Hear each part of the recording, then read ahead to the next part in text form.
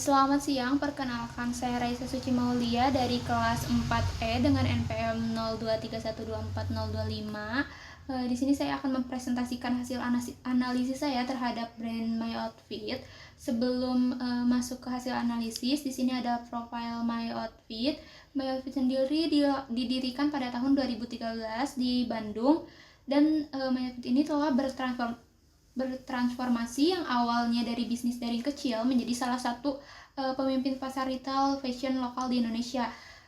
Mereka juga telah mempunyai 10 cabang offline seperti di Jakarta, Bandung, Bekasi, Bogor, dan sekitarnya. Serta visi mereka itu menyediakan daily wear modis dengan harga terjangkau. Produk yang mereka jual juga seperti atasan, celana, knitwear, dan berbagai koleksi hijab. Dan selanjutnya kita masuk ke segmentasi My Outfit. Berdasarkan geografis, My Outfit ini menargetkan masyarakat yang berada di kota besar atau urban dan suburban di Indonesia, dan fokus mereka itu pada penjualan online dan toko fisik di lokasi-lokasi yang strategis. Demografis, dari segi demografis, My Outfit ini menargetkan individu wanita berusia 18 sampai 35 tahun, dan seperti mahasiswi dan pekerja kantoran.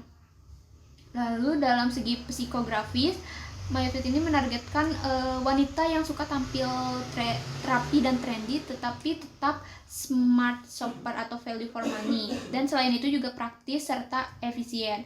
Nah, selanjutnya ada perilaku.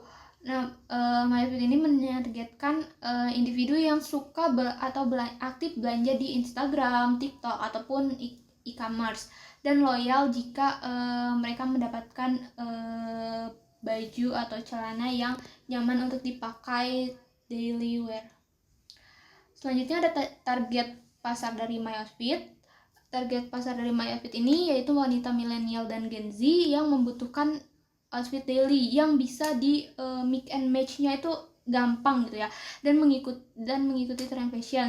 Kan Gen Z itu tren banget, mengikuti tren banget, serta mengutamakan harga yang terjangkau dan mencari safe outfit untuk kuliah dan kerja. Yang selanjutnya ada unique selling point.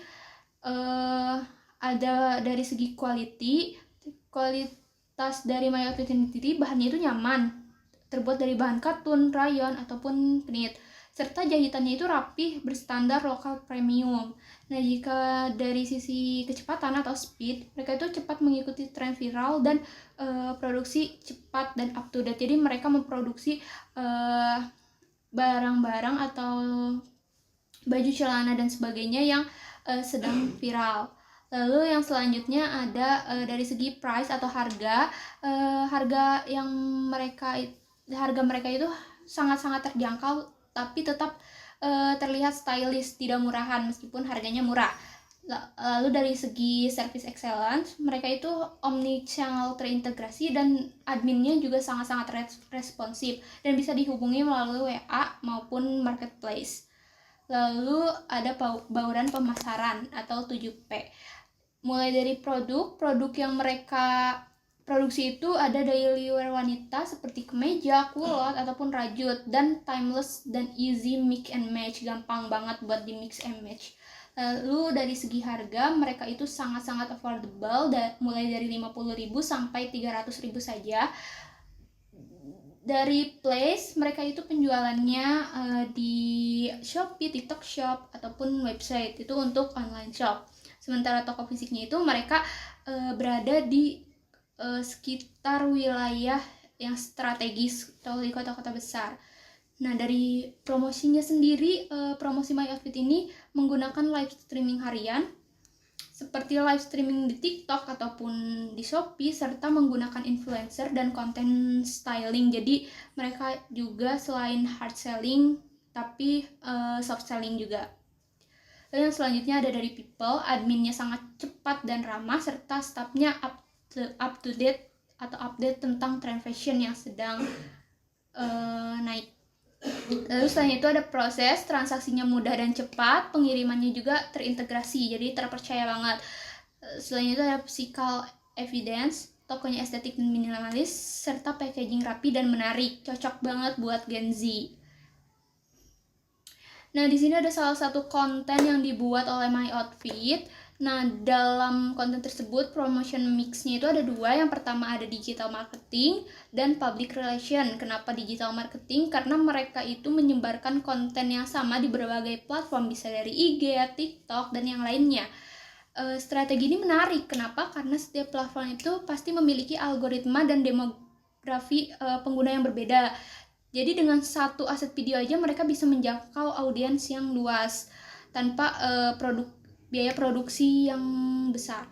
Lalu yang kedua ada public relation. Kenapa masuk ke public relation? Karena konten ini dibuat dalam rangka memperingati Hari Kartini, yang dimana My Outfit ini tidak hanya menjual baju tetapi juga membangun citra merek yang mendukung pemberdayaan perempuan. Nah, hal ini juga bertujuan menciptakan hubungan emosional dan persepsi positif di mata publik, bukan sekedar hard selling saja.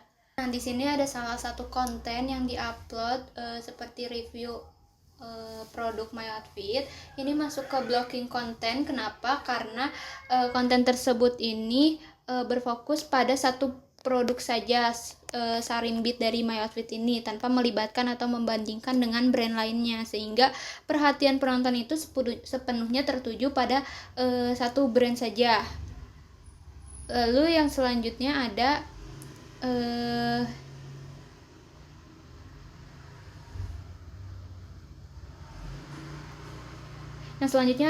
konten juga. Konten ini masuk ke dalam built-in content. Sebelumnya mohon maaf videonya tidak bisa diputar.